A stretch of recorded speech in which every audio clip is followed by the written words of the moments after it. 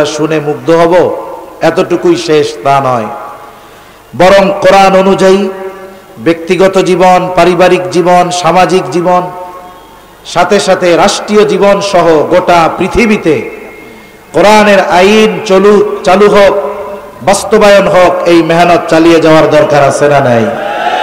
আল্লাহ তৌফিক দান করেন বলি আমিন।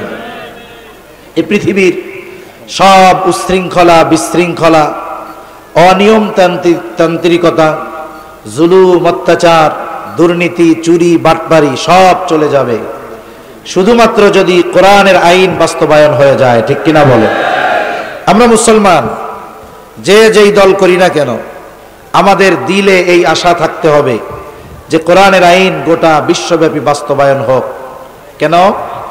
বলে মানব রচিত আইন ত্রুটি, বিচ্যুতি, সংস্কার এগুলোর প্রয়োজন হয়, কিন্তু কোরআনুল কারীম এমন এক সংবিধান, কিয়ামত পর্যন্ত এই সংবিধান সংরক্ষণ থাকবে, সাথে সাথে এটা সংস্কার করার কোনো প্রয়োজন হবে। যারাই কোরআনের সুশীতল ছায়াতলে আসবে এরাই শান্তি অনুধাবন করতে পারবে ইনশাআল্লাহ। তোমরা কোরআনের কথাগুলো শুনবো, সাথে সাথে আমলে পরিণত করব। মনে রাখবেন, আমরা যারা চাই যে আমাদের দেশ সহ গোটা পৃথিবীতে কোরআনের আইন বাস্তবায়ন হোক, আমাদের নিজেদেরকেও কোরআনের আলোয় আলোকিত করার দরকার আছে না নাই? পরিবর্তন নিজের থেকে আমরা শুরু করব। আমার পরিবর্তন হবে তো আমার পরিবারের পরিবর্তন হবে, আমার পরিবারের পরিবর্তন হবে তো আমার প্রতিবেশীদের পরিবর্তন হবে। আস্তে আস্তে ইনশাআল্লাহ এই পরিবর্তন গোটা দেশ, গোটা দুনিয়া ব্যাপী ছড়িয়ে যাবে ইনশাআল্লাহ। তো এই আয়াতের শানে নুজুল হলো রাসূলুল্লাহ সাল্লাল্লাহু আলাইহি ওয়াসাল্লাম হিজরতের পূর্বে একদিন বাইতুল্লাহে ঢুকতে ইচ্ছা করলেন। জাহেলিয়াতের সময় আরবদের কাছে সবচাইতে সম্মানের দায়িত্ব ছিল দুইটা। কয়টা? দুইটা। একটা হলো হাজী সাহেবদের পানি পান করানো, আর একটা হলো বাইতুল্লাহর চাবি বহন করা। বাইতুল্লাহর দরজার চাবি বহনের দায়িত্ব আর হাজীদের পানি পান করানোর দায়িত্ব। এই দুইটা কাজ মক্কার সবচাইতে সম্মানের কাজ ছিল। পানি পান করানোর দায়িত্ব ওই সময় ছিল হযরত আব্বাস রাদিয়াল্লাহু তাআলা আনহুর হাতে। জাহেলিয়াতের সময়ের পর, নবুয়তির পর, নবীজির হিজরতের আগে। আর বাইতুল্লাহর চাবি বহনের দায়িত্ব ছিল ওসমান ইবনে তালহার হাতে। প্রতি সোম এবং বৃহস্পতিবার দরজা খুলে দেওয়া হতো, সব মানুষেরা যার মন চায় ভিতরে গিয়ে ইবাদত করত। অন্য সময় যদি কেউ ঢুকতে চাইতো, ওসমান ইবনে তালহার কাছ থেকে চাবি নিয়ে বাইতুল্লাহে ঢোকা লাগতো। আমার আপনার নবী ইচ্ছা করলেন যে আজকে আমি একটু একা একা বাইতুল্লাহে ঢুকে নীরবে নিভৃতে আমার রবকে একটু ডাকবো। ওসমান ইবনে তালহার কাছে গেলেন, ওসমান, বাইতুল্লাহর চাবিটা একটু দাও। ওসমান ইবনে তালহা তখন কাফের। কাফেররা মুসলমানদের উপরে ওই সময় কি পরিমাণ জুলুম অত্যাচার করেছে এটা আমাদের কম বেশি সবার জানা আছে। যখন ওসমান ইবনে তালহার কাছে চাবি চাওয়া হলো, ওসমান রাসূলুল্লাহ সাল্লাল্লাহু আলাইহি ওয়াসাল্লামের সাথে খারাপ আচরণ করলো, চাবি দিল না। হযরত আলী রাদিয়াল্লাহু তাআলা, উনি কিশোর মানুষ, উনি ওসমান ইবনে তালহার হাত থেকে চাবি কেড়ে বাইতুল্লাহর দরজা খুলে দিলেন। নবীজি সাল্লাল্লাহু আলাইহি ওয়াসাল্লাম ভেতরে ঢুকতেছেন, আর ওসমান ইবনে তালহাকে বলে, ওসমান, আজকে আমি তোমার কাছে চাবি চাইলাম, তুমি আমারে আজকে চাবি দিলা না, কিন্তু অচিরে এমন একটা সময় আসবে যখন এই চাবি আমার হাতে থাকবে এবং আমি যাকে খুশি তাকে এই চাবি বহনের দায়িত্ব দিব। ওসমান ইবনে তালহা চিন্তা করতেছে। তিনি পরবর্তীতে বলেন যে ওই সময় স্বাভাবিক পরিবেশ পরিস্থিতিতে মনে হচ্ছিল যে এই কথাটা বাস্তবে পরিণত হওয়া অসম্ভব, কিন্তু কথাটা তো বলেছে মুহাম্মদ সাল্লাল্লাহু আলাইহি ওয়াসাল্লাম। বলে মুহাম্মাদের এই কথা আমার হৃদয় পর্যন্ত পৌঁছায় গেল, আমার দৃঢ় বিশ্বাস হয়ে গেল মুহাম্মদ যেহেতু এটা জবান দিয়ে বলেছে, এটা বাস্তবে পরিণত হবেই। আলহামদুলিল্লাহ, মক্কা বিজয় হলো। সেই কথা বাস্তবে পরিণত হলো। আল্লাহ রাসূল সাল্লাল্লাহু আলাইহি ওয়াসাল্লামের হাতে চাবি, ওসমান ইবনে তালহার হাত থেকে চাবি নিয়ে গেছেন নবী, নবীর হাতে চাবি। ওসমান ইবনে তালহা চিন্তা করছে, আর চাবি আমার হাতে ফিরে আসার কোনো সম্ভাবনা নাই, কারণ যেই লোকরে আমি ঢুকতে দেই নাই, চাবি দেই নাই, আবার অনেক তিরস্কার করেছি, কটু কথা বলেছি, এই লোক কি আর চাবি আমার হাতে ফিরিয়ে দিবে? তা যাই হোক, দলে দলে তখন মুসলমান হচ্ছে। রাসূলুল্লাহ সাল্লাল্লাহু আলাইহি ওয়াসাল্লামকে মূলত আল্লাহ তাআলা এই আয়াত নাজিলের মাধ্যমে জানিয়ে দিলেন যে আপনি ওসমান ইবনে তালহার হাতে এই চাবি বহনের দায়িত্ব আবার ফিরিয়ে দেন। এই আয়াতে আল্লাহ সুবহানাহু ওয়া তাআলা এক নাম্বার দায়িত্বকে আমানত বলে অভিহিত করেছেন। কথা কি বোঝা গেছে? দুই নাম্বার বিষয় আর একটা খেয়াল রাখার দরকার, আয়াতে আল্লাহ তাআলা আমানত শব্দটা বহুবচন ব্যবহার করেছেন। ইন্নাল্লাহা ইয়া'মুরুকুম আন তুআদ্দুল আমানাত, এটা বহুবচন। সাধারণত অন্যান্য ভাষায় এক বচন, এরপরে বহুবচন, আর আরবিতে এক বচন, দ্বিবচন, এরপরে বহুবচন। তার মানে আমানত জিনিসটা একটা দুইটা বিষয়ের মধ্যেই সীমাবদ্ধ নয়, বরং বহু বিষয়ের মধ্যে আমানতদারিতা রয়েছে। তাহলে দুইটা মেসেজ পাইলাম আয়াতে। এক নাম্বার বলে দায়িত্বটাও আমানত, দুই নাম্বার আমানত শুধু লেনদেনের সাথে সম্পৃক্ত কোনো বিষয় নয়, বরং আমানত ব্যাপক এক জিনিস। তাহলে বলুন তো, আমাদের আমানতদারিতা শুধু একটা দুইটা জিনিসের মধ্যে অর্জন করলে হবে, নাকি বহু জিনিসের মধ্যে আমানতদারিতা অর্জন করতে হবে? আল্লাহ রাব্বুল আলামিন বলেন, ইন্নাল্লাহা ইয়া'মুরুকুম আন তুআদ্দুল আমানাতি ইলা আহলিহা। আল্লাহ তাআলা বলেন, নিশ্চয়ই তিনি তোমাদেরকে আদেশ দিচ্ছেন, নির্দেশ দিচ্ছেন, আন তুআদ্দুল আমানাতি ইলা আহলিহা, যে তোমরা আমানত তার হকদারের কাছে ফিরিয়ে দাও। মুফাসসিরিনে কেরাম বলেন, যদিও এটা ওই ঘটনাকে কেন্দ্র করে আয়াত নাজিল হয়েছে, তবে এখানে আমানতের ব্যাপক বিষয় আল্লাহ তাআলা উল্লেখ করেছেন। সর্বোপরি কথা হলো, আল্লাহ তাআলা সকলকে নির্দেশ দিচ্ছেন যে তোমরা আমানতদার হয়ে যাও। প্রথম বিষয় হলো আমানতদারিতা, এটা মানুষের অন্যতম গুরুত্বপূর্ণ একটি সিফাত, গুরুত্বপূর্ণ একটা গুণ।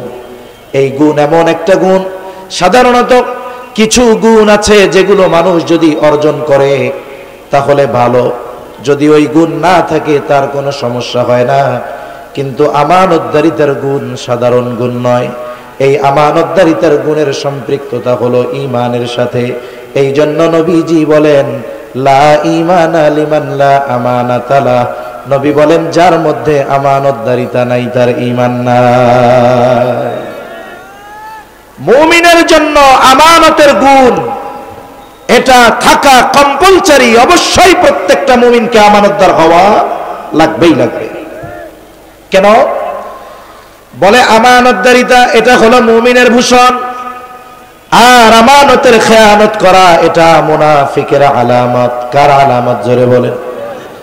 মুনাফিকের আলামত গুলো আমাদের সকলের জানা আছে, কিন্তু জানা থাকলেও বাস্তবতা হলো আমাদের সমাজে মুনাফিকের আলামত নিয়ে হাজার হাজার নামাজি মুসল্লি, মসজিদের সভাপতি দলে আমাদের এলাকায় দেশে আছে না না? হাজী সাহেব মুনাফিকের আলামত তার মধ্যে আছে। মনে রাখতে হবে, এই পৃথিবীতে অনেক রোগ আছে যেটা বিপজ্জনক, মানুষের জীবন ধ্বংসের কারণ। এই যে করোনা ভাইরাস গেছে, একটা ভাইরাস, এটা কারোর মধ্যে ঢুকলে যদি প্রভাব বিস্তার করতে পারে তাহলে ফুসফুস খেয়ে দেয়, তার মৃত্যু অনিবার্য হয়ে যায়। ক্যান্সার একটা জীবাণু, বলে মানব দেহে যখন ওটা বিস্তার লাভ করতে পারে ওটা মানুষের জীবন ধ্বংসের কারণ হয়ে যায়। অনুরূপভাবে মুনাফিকের আলামতগুলো, এটা হয়তো জীবন ধ্বংস করবে না, কিন্তু মুনাফিকের আলামতগুলো মানুষের ঈমান ধ্বংসের কারণ হয়ে যায়। এজন্য আমরা একটু জানি মুনাফিকের আলামতগুলা কি, জানা আছে এরপরেও আবার একটু স্মরণ করি। এক নাম্বার, ইযা হাদ্দাসা কাযাবা, মুনাফিক যখন কথা বলে মিথ্যা কথা বলে, ইদা ওয়াদা আখলাফা, ওয়াদা করলে ওয়াদা খেলাফ করে, ইদা তুমিনা খানা, আমানতের খেয়ানত করে। আর একটা হাদিসে একটা বাড়িয়ে এসেছে, ওয়া ইদা তাখাসামা ফাজারা, মুনাফিকের সাথে যদি কারো ঝগড়া বিবাদ হয়, মুনাফিক তখন মন্দ বকাঝকা করে। এই চারটা কার আলামত? জবান খুলে কোন, আরো জোরে, কার আলামত? মুনাফিকের আলামত। মুনাফিক কাফেরের চাইতেও জঘন্য। এজন্য আল্লাহ তাআলা বলেন, ইন্নাল মুনাফিকিনা ফিদ দারকিল আসফালি মিনান নার ওয়া লান তাজিদা লাহুম নাসীরা। আল্লাহ তাআলা বলেন মুনাফিকের স্থান হলো জাহান্নামের একেবারে তলদেশে। ওয়া লান তাজিদা লাহুম নাসীরা, আল্লাহ তাআলা বলেন মুনাফিকের জন্য কোনো সাহায্যকারী নাই। আমাদের সমাজে, আমাদের দেশে অনেক নামাজি, হাজি, গাজী, বুজুর্গ মানুষ, মসজিদ কমিটির সভাপতি, সেক্রেটারি, 5 ওয়াক্ত নামাজি, দেখা যায় এই 4 আলামত তার একার মধ্যেই পাওয়া যায়। আছে না নাই? আল্লাহ তাআলা আমাদের মধ্যে যদি এগুলো থাকে আমরা বের করে ফেলবো, কারণ এগুলো আমাদের ঈমান ধ্বংসের কারণ হয়ে যেতে পারে, ঠিক কিনা বল? তাহলে মুনাফিকের একটা আলামত হলো আমানতের খেয়ানত করা, আর মুমিনের ভূষণ হলো আমানতের হেফাজত করা। যেহেতু আমরা ঈমানদার, আমাদেরকে অবশ্যই আমানতদার, ঈমানদার হতে হবে। আমার আপনার নবীও ছিলেন আমানতদার। নবুয়তির পরে আমার আপনার নবী আমানতদারিতার গুণ অর্জন করেছেন এমনটা নয়, বরং নবুয়তির বহু আগে কাফেররা আমার আপনার নবীজির উপাধি দিয়েছে আল আমিন। আমরা সেই আমানতদার নবীর উম্মত, কিন্তু আফসোস আমাদের আমানতদারিতার বেহাল দশা। অনেক সময় সমাজের অনেক ভালো মানুষ আমানতদারিতার ব্যাপারে স্বচ্ছ ধারণা না থাকার কারণে, অজ্ঞতার কারণে নিজের অজান্তে খেয়ানত করে বসে, টেরও পায় না।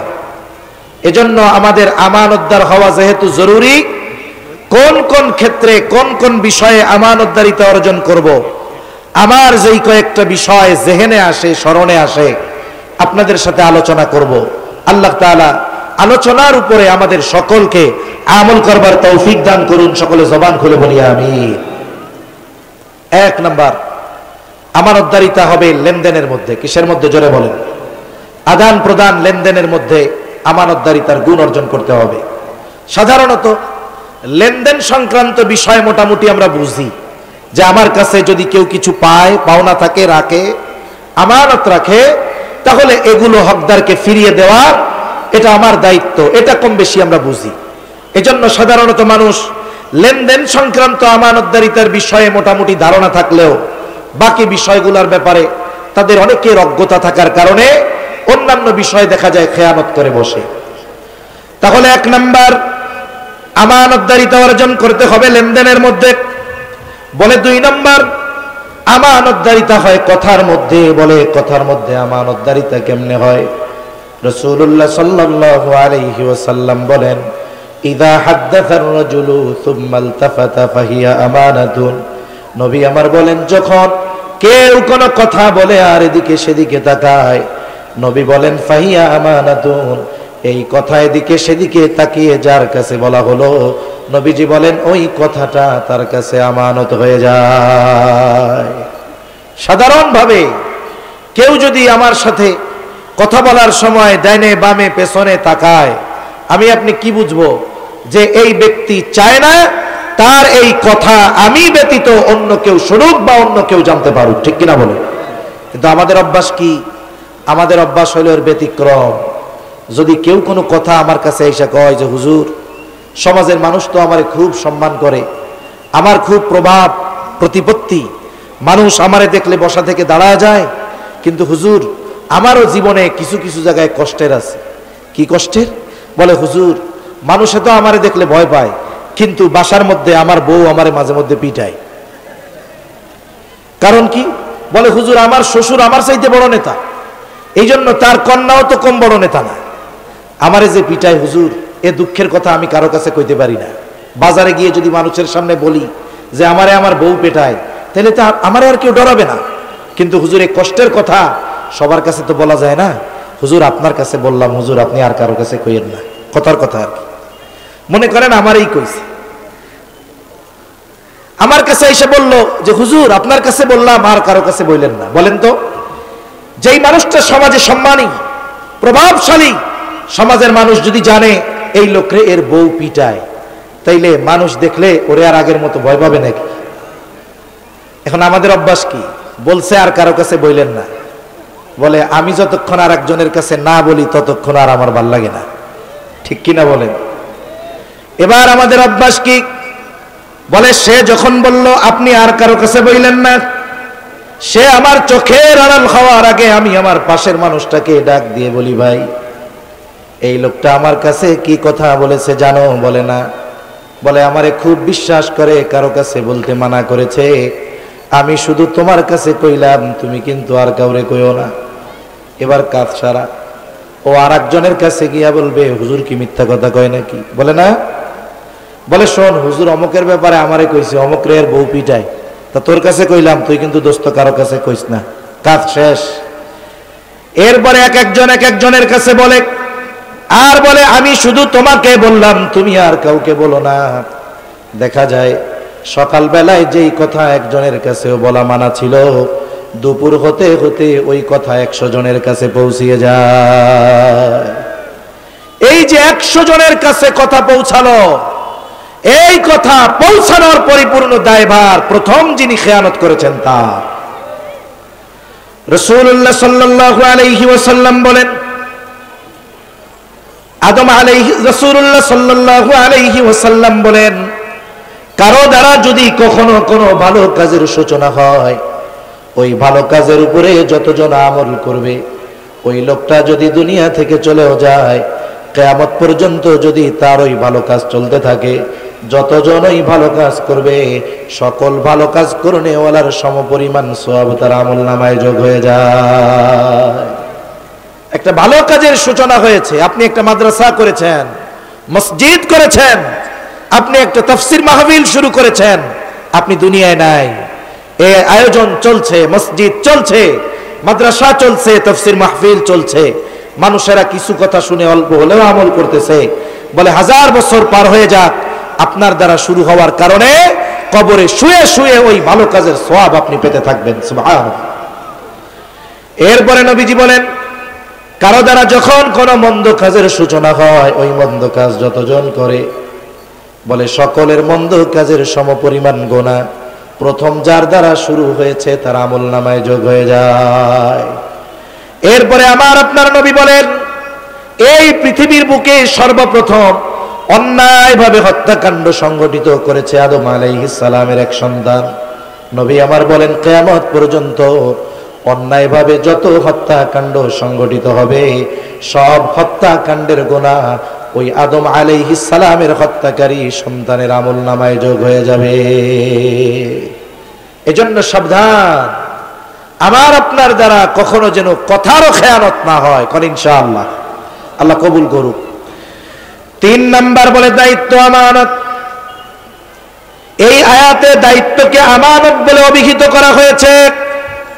দায়িত্ব আমানত, অথচ এমন এক জামানায় আমরা আছি, এখন মানুষ দায়িত্ব কিনতে চায়, দায়িত্ব ঘুষ দিয়ে কিনে নেয়, টাকা দিয়ে কিনে নেয়। আমরা তো অতীতে অনেক সময় দেখেছি অস্ত্র ঠেকায়াও দায়িত্ব নেয়, ঠিক কিনা বলে? গত বছর না তার আগের বছর যখন দলীয় মার্কায় নির্বাচন হয়েছে ইউনিয়ন পরিষদের, আমি কোন দল বা ব্যক্তির কথা বলতেছি না, এটা বোঝানোর জন্য বলতেছি। তা এক লোক ফরিদপুর জেলার এক ইউনিয়নের এক চেয়ারম্যান সাহেব, উনি নির্দিষ্ট একটা দলের মার্কা পাওয়ার জন্য ব্যয় করছে 3 কোটি টাকার উপরে। কয় কোটি টাকার উপর? 3 কোটি টাকার উপর ব্যয় করছে। আচ্ছা, এই লোকটা নির্দিষ্ট দলের মার্কা পাইছে, এরপরে তো নির্বাচনের সময় পোস্টার করে না, আসন্ন এত নং অমুক ইউনিয়ন পরিষদ নির্বাচনে চেয়ারম্যান পদপ্রার্থী হিসাবে অমুক ভাইকে তমুক মার্কায় ভোট দিয়ে অত্র ইউনিয়নবাসীর সেবা করার সুযোগ দান করুন, বলে কি বলেন, এরকম লেখে না? এখন আমি আপনাদের জিজ্ঞাসা করি, এই লোকটার উদ্দেশ্য কি? সে নিচে লেখছে আমি জনগণের সেবা করতে চাই। জনগণের সেবা যদি করতে হয়, আপনাদের এলাকার চেয়ারম্যান সাহেব যিনি, এনার প্রশংসা ঈশা শুনলাম, আলহামদুলিল্লাহ, আল্লাহ তাআলা ভাইকে কবুল করুক, সকলে বলি আমিন। তা যদি সেবা করতে মন চায়, সেবা করতে যদি মনই চায়, বলেন তো যেই লোকটা 3 কোটি টাকা দিয়ে মার্কা কিনতে পারে, ইউনিয়নবাসীর সেবা করার জন্য তার চেয়ারম্যান হওয়ার দরকার আছে? জোরে বলেন দরকার আছে? তাহলে কেন চেয়ারম্যান হতে চায়? বলে এই দায়িত্বের মধ্যে মজা আছে। কি আছে? দায়িত্বের মধ্যে মজা আছে। করোনাকালীন সময় ইংল্যান্ডের প্রধানমন্ত্রী কি ক্যামেরন জানি নাম, জেমস ক্যামেরন নাকি, একটা খবরের মধ্যে দেখলাম ওই জেমস ক্যামেরন বলতেছে যে আমি আমার চেয়ারম্যানই দায়িত্ব, মানে প্রধানমন্ত্রীর পদ দায়িত্ব ছেড়ে দিতে চাই, পদত্যাগ করতে চাই। কেন? বলে পদত্যাগ করতে চাওয়ার কারণ হলো, বলে আমাকে যেই ভাতা দেওয়া হয় এটা দিয়ে আমার সংসার চলে না, আমি ব্যবসা বাণিজ্যতে সময় দিতে পারতেছি না, আর আমার জন্য যেই বরাদ্দ তা দিয়ে আমার সংসার চলে না, এই জন্য আমি প্রধানমন্ত্রিত্ব ছেড়ে দিতে চাই। আমি মনে মনে কই, তুই একটা বলদ, তুই কোন দেশের প্রধানমন্ত্রী হইলি? তুই আমার দেশে আসতি, কোনো মতে টাইনা টুইনা মেম্বারও যদি হইতে পারতি, তুই 5 বছরে 5 কোটি টাকার মালিক হয়ে যেতে পারতি। ঠিক কিনা বলেন? একটা জিনিস চিন্তা করেন, কি পরিমাণ অর্থ পাচার, জুলুম, আমানতের খেয়ানত হয়েছে। এটা অকল্পনীয়, অকল্পনীয় আকারে দুর্নীতি এ দেশ থেকে হয়েছে। ছোট্ট একটা দেশ কি পরিমাণ চুষে খেয়েছে মানুষের সম্পদ। তা বলতেছিলাম যে দেখুন, এখন মানুষ দায়িত্ব জোর করে নেয়, অস্ত্র ঠেকায়ও নেয়, টাকা পয়সা ব্যয় করে দায়িত্ব নেয়। কিন্তু এক জামানায় ছিল মানুষকে জোর করে দায়িত্ব দেওয়া যাইত না, জোর করে দায়িত্ব দেওয়া যাইত না। একজন সাহাবীর ব্যাপারে বর্ণনা আছে এরকম, যে ওনার অনুপস্থিতিতে এক মজলিসে আলোচনা হয়েছে যে রাষ্ট্রীয় ওই বিষয়ের দায়িত্বটা ওনারে দিলে ভালো হয়। এখনো সিদ্ধান্ত হয় নাই, শুধু কি হয়েছে বলে আলোচনা হয়েছে। এক ব্যক্তি এসে ওনার কাছে বলতেছে, ভাই রাষ্ট্রের ওই দায়িত্বটা আপনাকে দেওয়া হতে পারে, আলোচনা করা হয়েছে। যখন এই খবর ওনার কানে গেছে, উনি চিন্তা করছে দায়িত্ব দিবে, আলোচনা করেছে, যদি দায়িত্ব দিয়ে দেয় কি হবে, দায়িত্ব দিয়ে দেয় নাকি, এই ভয়ে উনি রাতের বেলায় এলাকা ছেড়ে চলে গেছে, যেন আমাকে দায়িত্ব দিতে না পারে। গরম পানি আনছে নাকি? একটু গরম পানি আনলে, গরম পানি, আচ্ছা একটু দেন। হ্যাঁ,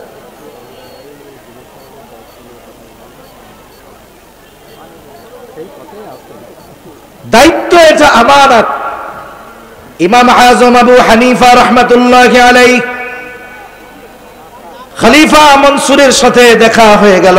খলিফা মনসুর ইমাম আবু হানিফাকে বলতেছে, ইমাম আবু হানিফা আপনি প্রধান বিচারকের দায়িত্ব নেন, প্রধান বিচারকের আসনটা খালি, পদ খালি। সবার সামনে প্রস্তাব দেওয়া হলো। ইমাম আবু হানিফা রাহমাতুল্লাহি আলাইহি খলিফার প্রস্তাবকে ফিরায় দিলেন যে না, আমি এই দায়িত্ব গ্রহণ করতে পারবো না। খলিফা প্রচন্ড রাগান্বিত হয়ে গেলেন। খলিফার হাতে একটা চাবুক ছিল, চাবুক দিয়া ইমাম আবু হানিফার গায়ে আঘাত করে দিয়েছে। ইমাম আবু হানিফার গায়ে চাবুক দিয়ে বাড়ি মেরে দিল। খলিফা মনসুর রাজপ্রাসাদে ফিরে যাওয়ার পর খলিফা মনসুরকে তার চাচা বলে, মনসুর কাজটা তুমি ভালো করো নাই, মন্দ কাজ করেছো, এটা তোমার অন্যায় হয়েছে, তুমি ইমাম আবু হানিফার কাছে ক্ষমা চাও, মাফ চাও। একটা বিষয় হলো, মানুষ যখন রাগান্বিত থাকে অনেক কিছু করতে পারে, কিন্তু রাগ চলে যাওয়ার পর ওই ধরনের কর্মের কারণে সে লজ্জিত হয়। কারণ রাগের সময়, রাগের মাথায় অনেক কঠিন কাজ সে করে ফেলে। দেখা যায় রাগের সময়ের কাজটা যখন তার মাথা ঠান্ডা হয়ে যায়, তখন ওই কাজের কারণে সে লজ্জিত হয়ে যায়। অনেক সময় হয় না, রাগী মাথায় সিদ্ধান্ত নিয়ে নিছে, পরবর্তীতে লজ্জিত হচ্ছে। যেমন আমাদের গ্রাম অঞ্চলগুলোতে অনেক জায়গায় হয়, সামান্য বিষয় নিয়ে স্বামী স্ত্রীর দ্বন্দ্ব, রাগের মাথায় স্বামী স্ত্রীর তালাক দিয়ে দেয়। এরকম করে কি করে না? কিন্তু যখন রাগ না থাকে তখন চিন্তা করে, হায় রে কাজটা কি করলাম। এজন্য জীবনের মূলনীতিগুলোর মধ্যে একটি মূলনীতি হওয়া দরকার যে আমরা রাগান্বিত অবস্থায় কোনো সিদ্ধান্ত নিব না। সিদ্ধান্ত নিব ঠান্ডা মাথায়, ভেবে চিন্তে। আমার যদি রাগ আসে মাথায় যদি রাগ উঠে যায়, ইসলাম আমাকে নির্দেশনা দিয়েছে কি করতে হবে। ইসলাম বলে রাগ যদি উঠে যায়, আপনি দাঁড়া থাকলে বসে পড়েন, আপনি বসে থাকলে শুয়ে পড়েন। আপনার যদি রাগ আরো বেশি হয়, আপনি ওযু করেন, নামাজে দাঁড়িয়ে যান, যার প্রতি রাগ হইব না।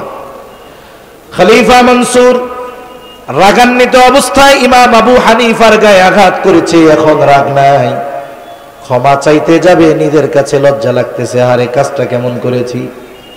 উনি চিন্তা করলেন, আমি আমার পক্ষ থেকে আমার একজন প্রতিনিধিকে পাঠিয়ে দিব। এইবার একজন প্রতিনিধিকে ক্ষমা চাওয়ার জন্য পাঠিয়ে দিলেন, সাথে দিয়ে দিলেন 1 থলে স্বর্ণ মুদ্রা। ইমাম আবু হানিফার কাছে গিয়ে লোকটা বলতেছে, ইমাম, খলিফা তার আচরণের জন্য লজ্জিত ব্যথিত, আপনার কাছে ক্ষমা চেয়েছে, আপনি মাফ করে দেন। ইমাম আবু হানিফা নববী গুণে গুণান্বিত মানুষ, সাথে সাথে তিনি বললেন, হ্যাঁ মাফ করে দিলাম।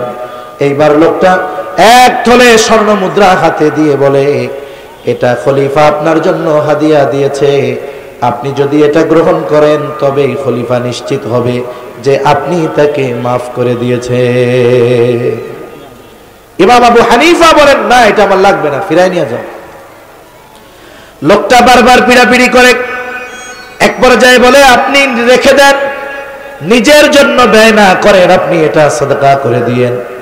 ইমাম আবু হানিফা বলতেছে, শোনো, তোমার কাছ থেকে এটা রাখবার পর আমি নিজের জন্য ব্যয় করি আর সাদকা করে দেই, সেটা বিষয় নয়, বরং তোমার খলিফা জানবে ইমাম আবু হানিফা আমার দেওয়া হাদিয়া গ্রহণ করেছে, এটা ফেরত নিয়ে যাও। লোকটা আবারও বলে, রাখেন।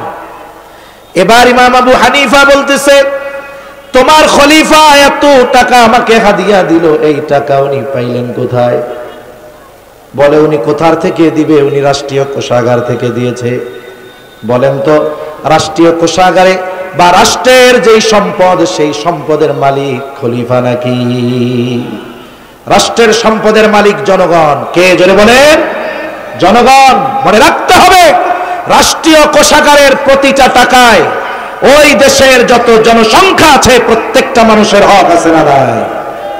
বাংলাদেশের রাষ্ট্রীয় সম্পদ যেগুলো, রাষ্ট্রের সম্পদ, প্রত্যেকটার মধ্যে রাষ্ট্রের জনগণের হক আছে।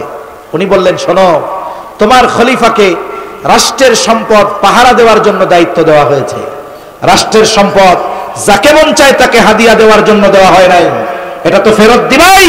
সাথে সাথে বলবা যে, শুনে নেন, এই দায়িত্ব আপনার কাছে আমানত, এই দায়িত্ব আমানত, আপনি আপনার জন্য বরাদ্দ ভাতার বাইরে 1টা টাকা নিজের কাজে ব্যবহার করার অধিকার রাখেন না, দায়িত্ব আমানত, যাও গিয়ে বলবা।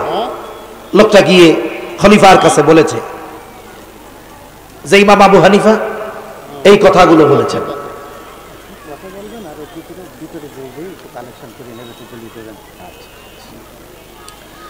রাষ্ট্রের এই সম্পদ যিনি খলিফাতুল মুসলিমিন হবে বা রাষ্ট্রপ্রধান হবে, প্রাইম মিনিস্টার হবে, তাদের কাছে আমানত, ঠিক কিনা বলে? এটা ব্যবহার করা ব্যক্তিগত কাজে অনুমতি নাই। লোকটা গিয়ে ইমাম আবু হানিফার ব্যাপারে এবার খলিফার কাছে বলল, খলিফা, আপনাকে তো খেয়ানতকারী বলেছে ইমাম আবু হানিফা। খলিফা এবার প্রচন্ড রাগান্বিত হয়ে গেলেন। খলিফা এইবার ফোর্স পাঠায় দিছে, যাও ইমাম আবু হানিফাকে আটক করো, জেলখানার মধ্যে ভরে ফেলো। ইমাম আবু হানিফাকে জেলখানার মধ্যে ভরা হলো। ইমাম আবু হানিফায় প্রতিদিন চাবুক দিয়ে আঘাত করা হতো আর বলা হতো যে, আপনি যদি প্রধান বিচারকের দায়িত্ব গ্রহণ করেন ছেড়ে দেওয়া হবে। চাবুকের আঘাতে জর্জরিত ইমাম আবু হানিফা অসুস্থ, দুর্বল হয়ে গেছে, তবুও প্রধান বিচারকের দায়িত্ব গ্রহণ করতে রাজি হয় না। মনে রাখতে হবে, এই পৃথিবীতে জেল জুলুম শুধু চোর, দুর্নীতিবাজ, বাটপারদের হয় না, বরং এই পৃথিবীর শ্রেষ্ঠ মানুষ যারা, ভালো মানুষ যারা, এদেরকেও জালেমরা জেলে ভরে জুলুম করে, ঠিক কিনা বলে? এজন্য মনে রাখতে হবে যে শুধু খারাপ মানুষ জেলে যায় না, যখন জালেমের আবির্ভাব ঘটে ভালো মানুষদেরকেও জেলে যেতে হয়। এজন্য অনেক মানুষ বুঝে না, যখন কেউ জেলে যায় একতরফা ভাবে বলতে থাকে, মিয়া খারাপ না হইলে জেলে গেছে নাকি? তার অতীতের ইতিহাস ঘাটেন।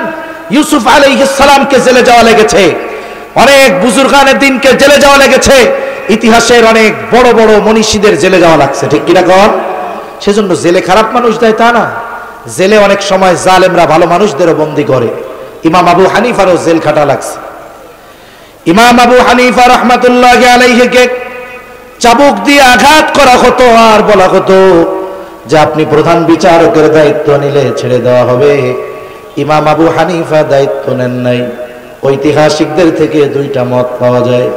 একটা হলো যখন তাকে জেলখানার মধ্যে কাবু করা যায় নাই, খাবারের সাথে বিষ মিশিয়ে ইমাম আবু হানিফাকে শহীদ করা হলো।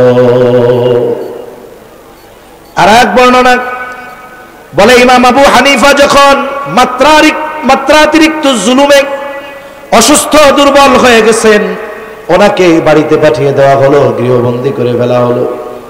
ইমাম আবু হানিফার ছাত্ররা জিজ্ঞাসা করে, ওস্তাদ, যেই কারণে আপনার উপরে এত জুলুম, এত অত্যাচার, যেই কারণে আপনার উপরে জালেমরা এত নির্যাতন করেছে প্রধান বিচারপতির দায়িত্ব নেওয়ার জন্য, অথচ ওই দায়িত্ব গ্রহণের জন্য যেই যোগ্যতা দরকার, সমস্ত প্রকার যোগ্যতা আল্লাহ তাআলা আপনাকে দিয়েছেন, এই রকম যোগ্যতা থাকার পরেও কেন আপনি দায়িত্ব গ্রহণ করলেন না?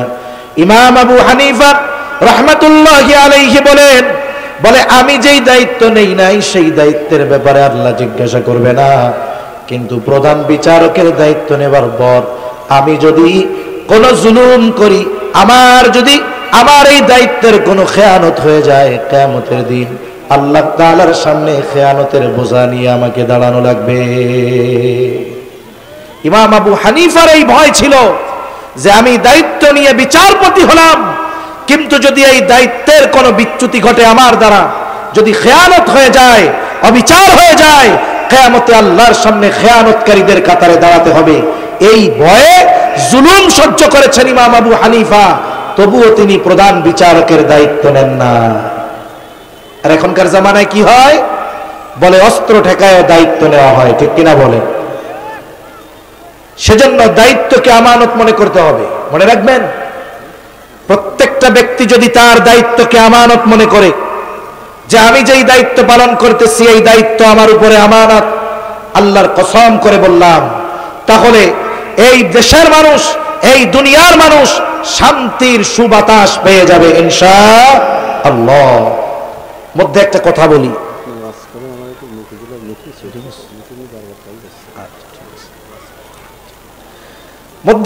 বলি, আপনাদের, আপনারা কি বিরক্ত হচ্ছেন নাকি? কষ্ট হচ্ছে নাকি? তাহলে কয়টা বিষয় জানলাম আমরা আমানতদারিতার ব্যাপারে? বলে 1 নাম্বার লেনদেনের মধ্যে আমানত, 2 নাম্বার কথার মধ্যে আমানত, 3 নাম্বার দায়িত্বের মধ্যে আমানত। আমি আমার বাকি আলোচনা সামনের দিকে যাব ইনশাআল্লাহ। এর ফাঁকে আপনাদের কাছে একটা অনুরোধ, আপনারা কেউ যাবেন না, কথা তো আরো বাকি আছে। আমরা ইনশাআল্লাহ 4:20 পর্যন্ত কমপক্ষে আলোচনা করব, 4:30টায় আমরা নামাজ পড়বো ইনশাআল্লাহ। যেহেতু একটু দেরি হয়েই গেছে, একটু কষ্ট করেন, মাহফিলটা তো আর ডেলি হবে না। আপনারা জানেন যে কেন্দ্রীয় ঈদগাহ কমিটির উদ্যোগে এই মাহফিল।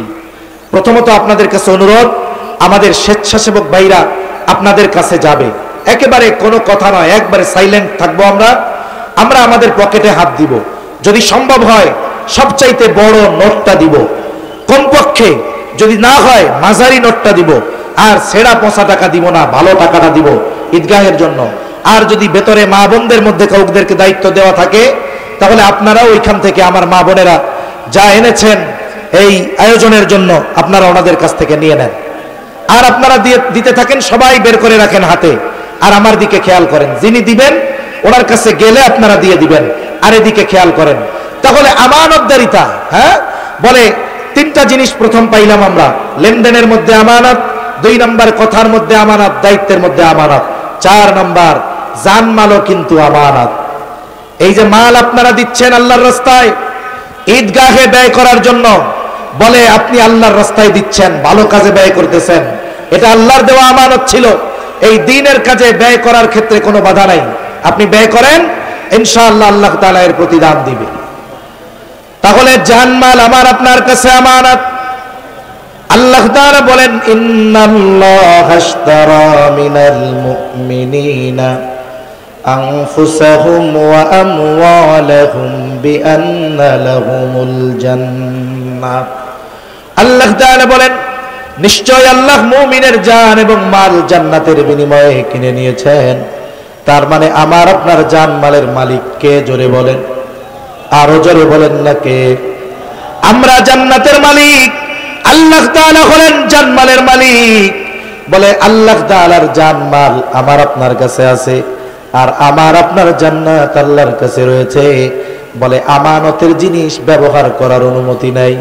কেউ যদি কোনো কিছু আপনার কাছে একটা ছেঁড়া 500 টাকার নোট দিয়ে বলে, ভাই এই 500 টাকার নোটটা আপনার কাছে আমানত, যদি সে আমানত বলে, হুবহু ওই টাকাটাকেই সংরক্ষণ করতে হবে। আপনি যদি চিন্তা করেন সাতবাড়িয়া বাজারে এসেছি, আমার কাছে 500 টাকা আমানত দিয়েছে, আমি এই 500 টাকা দিয়ে বাজার করে নিয়ে যাই, পরবর্তীতে বাড়ি থেকে তারে নতুন একটা 500 টাকার নোট দিয়ে দিব, বলে হবে না। যেই ছেঁড়া টাকাটা আপনার কাছে আমানত দিয়েছে, হুবহু ওই আমানতের টাকাটাই হেফাজত করতে হবে। আমানতের বস্তু দিয়ে উপকৃত হওয়ার সুযোগ নাই। তাহলে এই জানমাল আমার আপনার কাছে আমানত, এটা তো আমরা ব্যবহার করি। বলে আল্লাহ ব্যবহারের অনুমতি দিয়েছেন, এই জন্য হইছে নেয়ামত। সুবহানাল্লাহ। জানমাল ব্যবহারের অনুমতি দিয়েছেন বিদায় এটা আমাদের কাছে হয়েছে নেয়ামত। তবে আল্লাহ তাআলা ব্যয়ের একটা খাত নির্ধারণ করে দিয়েছেন। বলে আপনি আপনার সম্পদ ভালো কাজে ব্যয় করেন, দ্বীনের কাজে ব্যয় করেন, মাদ্রাসায় দেন, মসজিদে দেন, তাফসীর মাহফিলে দেন, ঈদগাহে দেন, কোনো অসুবিধা নাই। আরে আপনার প্রতিবেশী একজন হিন্দু, তার টাকা নাই, খাবারের অভাব, খাবার কিনে দেন। আলহামদুলিল্লাহ। দেখছেন, আমি বলতেছিলাম আমাদের অমুসলিম ভাইদের কথা বলতেছিলাম, শুরু করতেছি মাত্র। তাহলে ওই আমাদের হিন্দু ভাইরাও এই মাহফিলের জন্য পার্টিসিপেট করেছে, 10,001 টাকা দিছে না? 10,100 টাকা দিয়েছে। যাক, আল্লাহ তাআলা আমরা দোয়া করি আল্লাহ ওনাদেরকে সঠিক পথের পথিক হিসাবে কবুল করুন। জোরে বলি আমিন।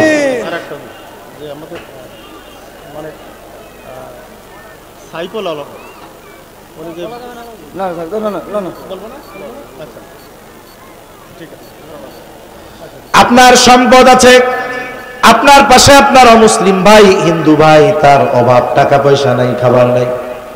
আপনি তাকে যদি খাবার কিনে দেন কোনো অসুবিধা নেই। বলে পোশাক নাই, পোশাক কিনে দেন, অসুবিধা নাই। অসুস্থ চিকিৎসা করার টাকা দেন, অসুবিধা নেই। এগুলাও নফল সাদকার অন্তর্ভুক্ত। কিন্তু একটা টাকাও এমন কাজে ব্যয় করা যাবে না যেই কাজে ব্যয় করলে আল্লাহ বেজার হয়। এই যে আজকে 30 তারিখ, আগামীকাল দিবাগত রাত, এটারে বলা হবে 31st নাইট বলা হয়। বলেন তো, নববর্ষ উদযাপন করতে গিয়ে একটা টাকাও মুসলমানের ব্যয় করার অধিকার আছে? এটা অমুসলিমদের কালচার। মনে রাখবেন, মুসলমানদের সংস্কৃতি আছে, কালচার আছে। আমরা এত দৈন্য দশার মধ্যে পড়ে যাই নাই, এতটা ফকির মিসকিন হয়ে যাই নাই যে আমরা আমাদের আদর্শ থেকে বিচ্যুত হয়ে অমুসলিমদের এই কার্যকলাপগুলো আমরা অংশগ্রহণ করব, এটা হতে পারে না। আপনি যেই জাতির অনুসরণ করবেন, নবীজি বলেন, মান তাশাব্বাহা বিকাওমিন ফাহুয়া মিনহুম। এজন্য নবী বলেন, যে যেই সম্প্রদায়ের অনুসরণ করবে তারা সেই সম্প্রদায়ের বলে গণ্য হবে। আর এই কাজগুলো বেশি বুড়া মানুষরা করে না, আমাদের যুবক ভাইরা করে। এজন্য কলিজার টুকরা যুবক, আপনাদের কাছে অনুরোধ থাকবে, আপনি মুসলমানের সন্তান, আপনি আপনার ঈমানের দাম বুঝেন, আপনি আপনার মূল্য বুঝেন। আপনি আপনার দুনিয়ার জীবনের সামান্য আনন্দ উদযাপন করতে গিয়ে ঈমানকে বিনষ্ট করবেন না। ঈমান ইসলামের উপরে অটল অবিচল থাকেন, আল্লাহ তাআলা আপনাকে দুনিয়া আখিরাতে সম্মানিত করবে ইনশাআল্লাহ। তাহলে জানমাল আমানত, শরীয়তের বিধিবিধান আমানত। আল্লাহ তাআলা বলেন, ইন্না আরাদনাল আমানাতা আলাস সামাওয়াতি ওয়াল আরদি ওয়াল জিবাল ফাআবাইনা আন ইয়াহমিলনাহা ওয়া আশফাকনা মিনহা ওয়া হামালাহাল ইনসান। আল্লাহ তাআলা বলেন, আমি এই আমানত আসমানের কাছে, জমিনের কাছে, পর্বতের কাছে পেশ করলাম। তারা প্রচন্ড ভীত সন্ত্রস্ত হয়ে গেল। ওয়া হামালাহাল ইনসান, মানুষ এই আমানত বহন করলো। কি সেই আমানত? কেউ বলেন সেই আমানত হলো কোরআন, কেউ বলেন সেই আমানত হলো শরীয়তের বিধিবিধান। এই কোরআন আমাদের কাছে আমানত দিয়েছেন কে? জোরে বলেন, আরো জোরে বলেন কে? এই আমানত শুধু তিলাওয়াত করার জন্য দেওয়া হয় নাই, বলে এই আমানতের আলোকে ব্যক্তিগত জীবন, রাজনৈতিক জীবন, রাষ্ট্রীয় জীবন সমস্ত কিছুতে এই কোরআনের দ্বারা পরিচালনা করার জন্যই কোরআন দেওয়া হয়েছে। ঠিক কিনা বলেন? মনে রাখবেন, যারা কোরআন প্রতিষ্ঠার জন্য নিবেদিত প্রাণ, কোরআনের আইন বাস্তবায়ন করার জন্য, প্রতিষ্ঠিত করার জন্য যারা নিবেদিত প্রাণ, এরা এই আমানতের হেফাজত করে। আর যারা এই কোরআনের আইনকে পৃথিবী থেকে মুছে দিতে চায়, কোরআনের বিরুদ্ধাচরণ করে, বুঝতে হবে এরা নিঃসন্দেহে খেয়ানতকারী, কোনো সন্দেহ নাই। এজন্য শরিয়ত আমাদের কাছে আমানত, এটা আমাদের সব জায়গায় বাস্তবায়ন করতে হবে। মনে রাখতে হবে, ইসলাম শুধু মসজিদের মধ্যে সীমাবদ্ধ নয়, ইসলামকে আমাদের হোয়াইট হাউস পর্যন্ত পৌঁছিয়ে দিতে হবে ইনশাআল্লাহ। ইনশাআল্লাহ আল্লাহ যদি চায় সেদিন দূরে নয়, যেই দিন গোটা পৃথিবীতে ইসলামের পতাকা পথ করে উঠবে ইনশাআল্লাহ। আমরা দুর্বল হতে পারি, কিন্তু এই দিন যিনি আমাদের দিয়েছেন তিনি কি দুর্বল? আমরা দুর্বল হতে পারি, কিন্তু আমাদের মালিক দুর্বল নয়। আমরা তো দেখি যে সময়ের সাথে সাথে আল্লাহ তাআলা কত বড় বড় জালেমদের বিরুদ্ধে দুর্বলদের বিজয় দান করেন। অতীতে দান করেছেন, সেই আল্লাহ এখনো আছেন, সেই আল্লাহ চিরকাল থাকবেন। কিন্তু আমরা যদি একটু নিজেরা আল্লাহর দিকে যেতে পারি, ইনশাআল্লাহ আল্লাহ আমাদেরকে কাঙ্ক্ষিত লক্ষ্যে পৌঁছিয়ে দিবেন ইনশাআল্লাহ। আমানতদারিতার ব্যাপারে আর এর চাইতে বেশি দরকার নাই। তাহলে একটু খেয়াল করি আমরা। আমি 6টা বিষয়ের কথা বলেছি। 1 নাম্বার লেনদেনের মধ্যে আমানতদারিতা, 2 নাম্বার কথার মধ্যে আমানতদারিতা, 3 নাম্বার দায়িত্বের মধ্যে আমানতদারিতা, 4 নাম্বার জান আমানত, 5 নাম্বার মাল আমানত, 6 নাম্বার শরীয়তের বিধি বিধান আমানত। আমরা যদি এই 6টা বিষয়ের মধ্যে আমানতদারিতা অর্জন করতে পারি, আশা করা যায় আমরা আমানতদার মুমিনদের মধ্যে অন্তর্ভুক্ত হয়ে যেতে পারবো। আল্লাহ তাআলা সূরাতুন নিসা 58 নম্বর আয়াতে আমাদের নির্দেশ দিয়েছিলেন 2টি বিষয়। কয়টি বিষয়? 2টি বিষয়। 1 নাম্বার বিষয়টা মূল কথা ছিল যে তোমরা আমানতদার হও। 2 নাম্বার وَإِذَا حَكَمْتُمْ بَيْنَ النَّاسِ أَن تَحْكُمُوا بِالْعَدْلِ। আল্লাহ তাআলা বলেন, তোমরা যখন মানুষের মধ্যে বিচার আচার করবা, ন্যায় বিচার করবা। অনেকে হয়তো বলতে পারে যে ন্যায় বিচারের ওয়াজ আমাদের করার কি দরকার? বিচার তো জজ কোর্টের বিচারক করবে, সুপ্রিম কোর্টের বিচারকেরা করবে। না, প্রত্যেকটা মানুষ জীবনের কোনো না কোনো সময়, কোনো না কোনো ক্ষেত্রে বিচারকের ভূমিকা পালন করতে হয়। দেখা যায় 2 সন্তানের মধ্যে দ্বন্দ্ব, এখানে ফয়সালাকারী বিচারক হিসাবে থাকে বাবা। ঠিক কিনা বলেন? অনেক সময় তো এমনও হয় বিচারক হিসাবে বাবাও পক্ষপাতিত্ব করে, এক সন্তানের পক্ষে টানে, আরেক সন্তানকে ঠকায় দেয়। আছে না নাই? অনেক সময় গ্রামে সমস্যা হয়েছে, গ্রাম্য সালিশ হয়, ওই জায়গায় বিচারক থাকে কি থাকে না? বাজারের মধ্যে 2 জন ভাইয়ের দ্বন্দ্ব হয়েছে, বলে ওইখানেও একজনকে বিচারক মানা হয় যে আপনি একটু বিচারটা করে দেন। আমি আপনি জীবনের যে কোনো ক্ষেত্রে হোক না কেন, ছোট বা বড় বিষয়ে যদি বিচারকের দায়িত্ব পাই, ইনসাফের সাথে ন্যায় বিচার করার নির্দেশ দিয়েছেন কে? আল্লাহ তাআলা সেই কথা বলেন, وَإِذَا حَكَمْتُمْ بَيْنَ النَّاسِ أَن تَحْكُمُوا بِالْعَدْلِ। তোমরা যখন মানুষের মধ্যে বিচার আচার করবা, ন্যায় বিচার করবা, কোন শত্রু যদি আবার আপনার কাছে ন্যায় বিচারের জন্য আসে, খবরদার বিচার করা যাবে না। আল্লাহ তাআলা কোরআনুল কারীমের মধ্যে বলেন, ওয়ালা ইয়াজরিমান্নাকুম শানাআনু কওমিন আলা আল্লা তা'দিলু ই'দিলু হুয়া আকরাবু লিত্তাকওয়া। আল্লাহ তাআলা বলেন, কোন সম্প্রদায়ের প্রতি বিদ্বেষের কারণে তোমরা অবিচারে উদ্বুদ্ধ হবা না, বরং শত্রু যদি তোমার কাছে বিচারের জন্য আসে তুমি ন্যায় বিচার করবা, হুয়া আকরাবু লিত্তাকওয়া, এটাই হলো তাকওয়ার অধিক নিকটবর্তী। আজকে বাংলাদেশের একটি পত্রিকা যেটা দীর্ঘদিন জালেমদের কারণে বন্ধ ছিল, পত্রিকার নাম আমার দেশ। পত্রিকার নাম কি? ওই পত্রিকার একেবারে হেডলাইনে সুন্দর 5-6 জন বিচারকের ছবি দিয়ে একটা খবর আসছে, লম্বা সময় দেখতে পারি নাই। তা এরা সবাই বিচারক ছিলেন। এনারা গত সময়ে প্রত্যেকেই অবিচার করার কারণে প্রমোশন পেয়েছেন। কিসের কারণে প্রমোশন পেয়েছেন? অবিচার করার কারণে, ইসলামের বিরুদ্ধে রায় দেওয়ার কারণে, মাজলুমদের বিরুদ্ধে রায় দেওয়ার কারণে ওনারা প্রমোশন পেয়ে এক একজন উচ্চ আদালতে কারো প্রমোশন হয়েছে, কেউ বা অনেক উপরে চলে গেছে, সম্পদ টাকা পয়সা এগুলো তো আছেই। তাহলে দেখুন, যেই দেশে ন্যায় বিচার করলে আমেরিকা ট্রান্সফার করে দেওয়া হয়, অবিচার করলে প্রমোশন দেওয়া হয়, এই দেশে তো বিচারকরা ন্যায় বিচার না কইরা অবিচারই করবে, ঠিক কিনা বলে? কিন্তু অবস্থা খারাপ, আমরা মাজলুম। এমনও ঘটনা এই দেশে ঘটেছে যার পুনরাবৃত্তি আমরা চাই না। মা মেয়েকে ধ্বংস করেছে, ধর্ষণ করেছে এক জালেম, মা মেয়েকে ধ্বংস করে ধর্ষণ করে নেড়া করে দিয়েছে। বিচারের জন্য থানায় গেছে, হায় হায়, থানা থেকে বিচার নেয় না, মামলা নেয় না, বলে তোমরা বাইসা আছো আলহামদুলিল্লাহ কও। আমরা কি এই রকম বিচার ব্যবস্থা চাই? আমরা চাই যে ন্যায় বিচার হবে, যিনি অপরাধী সে যদি রাষ্ট্রের সর্বোচ্চ ব্যক্তি হয় তার ব্যাপারেও ন্যায় ফয়সালা দিতে হবে। ইসলাম আমাদেরকে এই শিক্ষা দিয়েছে, ইসলাম এই নিদর্শন রেখে গিয়েছে। ইসলাম এই রকম হাজারো উপমা আপনাদের সামনে বলা যাবে। আমি ইতিহাস থেকে আর হাদিস থেকে একটা দুইটা ঘটনা বলে আমি আলোচনা শেষ করব। খলিফাতুল মুসলিমিন হযরত ওমর রাদিয়াল্লাহু তাআলা আন, আমাদের তো ন্যায় বিচার করারও ইচ্ছা নাই। ন্যায় বিচার যদি করে, রায় যদি আমার বিপক্ষে যায়, মেনে নেওয়ারও ইচ্ছা নাই।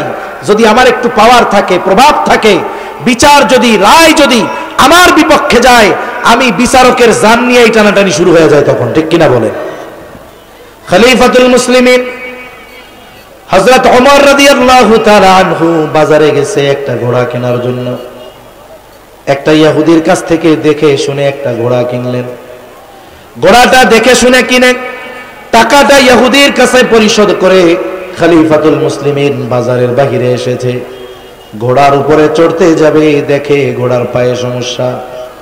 ঘোড়াটা নিয়ে আবার চলে গেছে ইহুদির কাছে, গিয়ে বলে, ইহুদি তুমি আমারে খারাপ ঘোড়া দিয়েছো কেন? ইহুদি বলে, না আমি আপনারে ভালো ঘোড়া দিয়েছি। বলে, না তুমি আমারে মন্দ ঘোড়া দিয়েছো।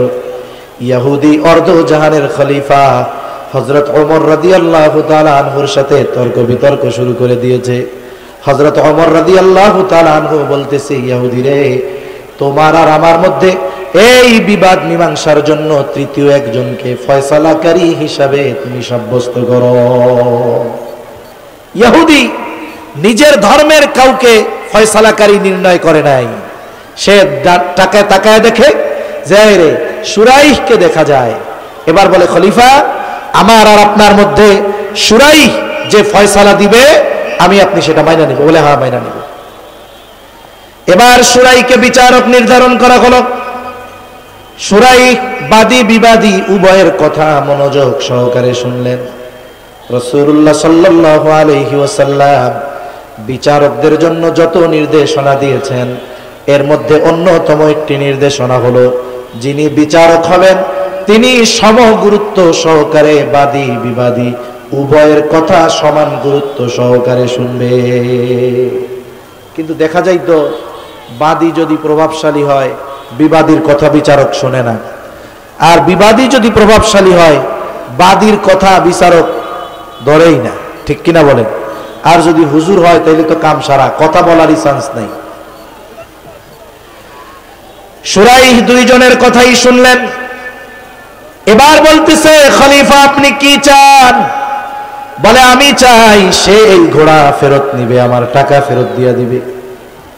এইবার শুরাইহ বলে, খলিফাতুল মুসলিমিন আপনি যখন তার কাছ থেকে ঘোড়া নিয়েছেন কেমন ছিল? বলে, যখন আমি তার কাছ থেকে ঘোড়া বুঝে নিয়েছি তখন ঘোড়ার কোনো সমস্যা ছিল না। আমি এটা নিয়ে যখন বাজারের বাহিরে গেলাম, তখন উঠতে যাব তখন ডিফেক্ট ধরা পড়েছে। খলিফাতুল মুসলিমিনকে কাজী শুরাই বলতেছে, খলিফাতুল মুসলিমিন, ইহুদি ঘোড়া ফেরত নিতে বাধ্য, তবে আপনি যেমন ঘোড়া তার কাছ থেকে বুঝে নিয়েছেন হুবহু তেমনটাই তাকে ফেরত দেওয়া লাগবে। আপনি তো নিজেই বলছেন আপনি ভালো ঘোড়া তার কাছ থেকে নিছেন, বাজারের বাহিরে গেছেন, এরপরে ঘোড়ায় সমস্যা ধরা দিছে।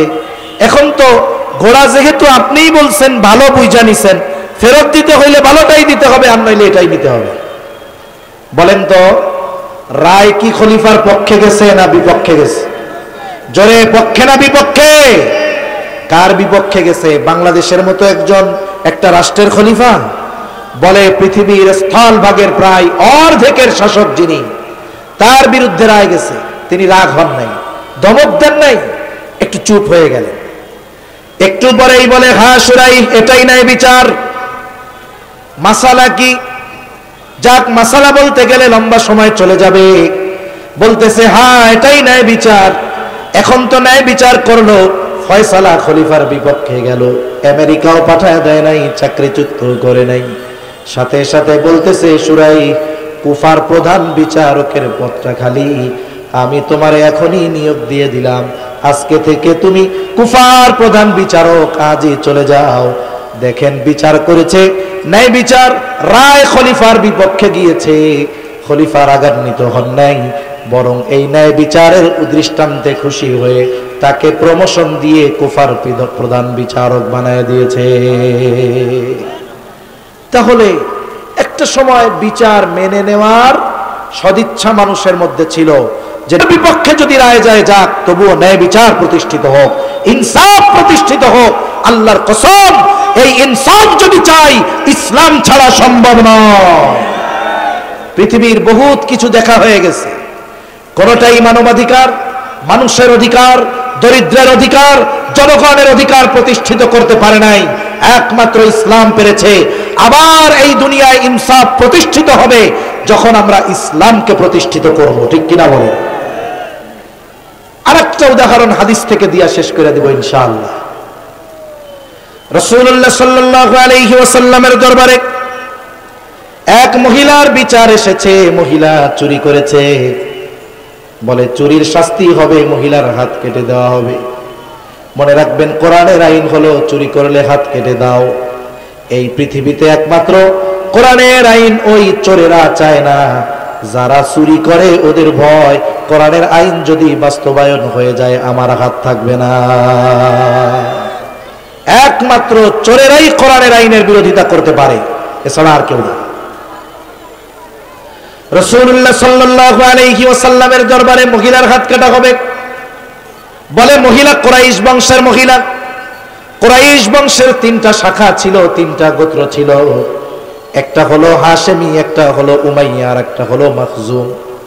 কুরাইশ বংশের হাশেমি গোত্র হলো সবচাইতে সম্মানিত গোত্র। জিবরাইল আলাইহিস সালাম বলেন, আমি পূর্ব থেকে পশ্চিম, উত্তর থেকে দক্ষিণ সমগ্র পৃথিবী ভ্রমণ করেছি, কোথাও কুরাইশ বংশের হাশেমি গোত্রের মতো সম্মানী গোত্র আমি কোথাও পাই নাই। আর ওই কুরাইশ বংশের হাশেমি গোত্রে জন্ম নিয়েছেন আমার আপনার নবী মুহাম্মাদুর রাসূলুল্লাহ সাল্লাল্লাহু আলাইহি ওয়াসাল্লাম। ওই কুরাইশ বংশের একটা শাখা হলো মাখজুম গোত্র, বংশ তো কুরাইশ। এখন সাহাবায়ে কেরাম শুধু নবীরে ভালোবাসে তা না, নবীর বংশকেও ভালোবাসে, কি বাসে না? জাহেলিয়াতের সময় মানুষের কিছু কাজ ছিল, যে কাজগুলো এই সভ্য সমাজেও দেখা যায়। কাজগুলো কি? বলে কোন বংশের কেউ যদি চুরি করে, বলেন তো এই চুরির দায়ভার পুরো বংশের উপর না শুধুমাত্র ব্যক্তির উপর? না না, কার উপর? ব্যক্তির উপর। যে চুরি করেছে এই দায় তার। এখানে গোটা বংশকে দোষারোপ করার কোনো সুযোগ নাই। জাহেলিয়াতের সময় কি করত? এক বংশের একজন চুরি করছে, তারা ওই বংশ ধইরা কইতো তোরা হলো সব চোর। আমাদের সমাজেও এই কাজ আছে। মনে করেন এক গোত্রের বা এক বংশের একজন চুরি করছে, পরের দিন সকালবেলায় ওই বংশের অন্য কেউ বাজারে গেলে কয়, ও মিয়া কি খবর, চোরের বংশের লোক। বলে কি বলে না? এটা বলার কোনো সুযোগ নাই। ইসলাম যদি থাকতো এই কারণে শাস্তি দেওয়া হইতো। যেই ব্যক্তি চুরির সাথে জড়িত নয় আপনি কেন এই ব্যক্তিকে চুরির অপবাদ দিবেন? সাহাবায়ে কেরাম চিন্তা করে, মহিলা কুরাইশ বংশের নবীর একটু জানানোর দরকার, নাইলে তো ইসলাম বিদ্বেষীরা তারা তিরস্কার করবে, মজা করতে থাকবে, দেখো কুরাইশ বংশের মহিলা চোর। নবীর কাছে খবর পাঠানোর দরকার, কারে দিয়া পাঠানো যায়?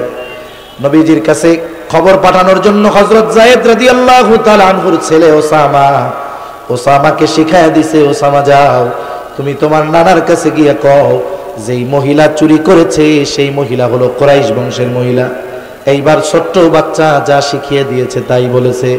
নবী বুঝতে পেরেছেন ওসামা নিজের থেকে এই কথা বলে নাই, ওসামারে কেউ শিখায় দিয়েছে। অনেক সময় ছোট বাচ্চা আছে, এদেরকে আমরা অনেক কথা শিখায় দেই, অনেক সময় মিথ্যাও শিখায় দেই।